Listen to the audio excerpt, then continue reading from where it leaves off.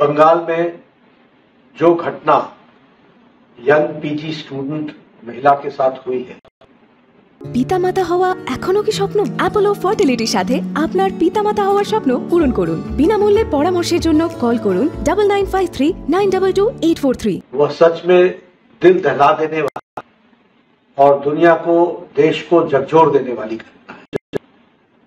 मैं इसकी निंदा भी करता हूं, इसकी भर्त्सना भी करता हूं और बहुत दुख व्यक्त करता हूं कि ऐसी अमानवीय घटना घटी है।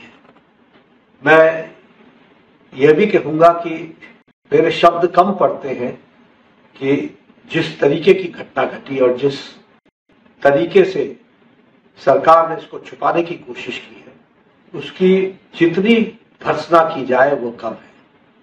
मैं यहां यह भी कहना चाहता हूं कि बंगाल एक ऐसा प्रदेश बन गया है जहां कानून व्यवस्था नाम की कोई चीज नहीं रह गई है। लॉलेसनेस चरम शिखर पर है और दुख की बात यह है कि महिलाओं पर अत्याचार प्रतिदिन वेस्ट बंगाल में बढ़ रहा है और यह सब कुछ महिला मुख्यमंत्री होने के पश्चात ये हो रहा है।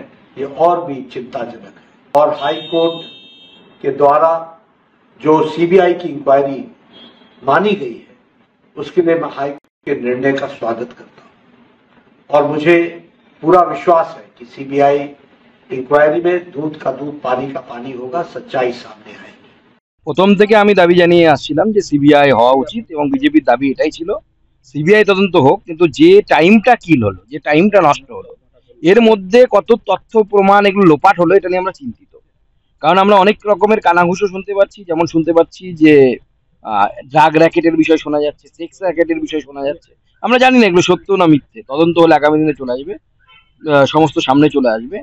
হত্যাকাণ্ডের তো তদন্ত হওয়াই উচিত, তার সাথে সাথে পুলিশের ভূমিকা কি তার তদন্ত হওয়া উচিত, হসপিটালের প্রিন্সিপালের ভূমিকা কি তার তদন্ত হওয়া উচিত, স্বাস্থ্যমন্ত্রী তার ভূমিকা কি তারও তদন্ত সিবিআইয়ের আন্ডারে আসা উচিত। কালকে সবাই নামছে রাস্তায়, আমিও আমার কর্মীদেরকে আহ্বান জানাবো আপনারাও পতাকা ছাড়া, পার্টির পতাকা ছাড়া এই প্রতিবাদে সামিল হন। আমিও সময় পেলে আমিও সেই প্রতিবাদে সামিল হবো। আমি কোথায় থাকবো আমি জানি না কালকে ওই সময়টা, কিন্তু যেখানেই থাকবো সেখানে আমার মতো করে আমিও প্রতিবাদ জানাবো। আরজিকর কাণ্ড একটা ভয়ঙ্কর ঘটনা।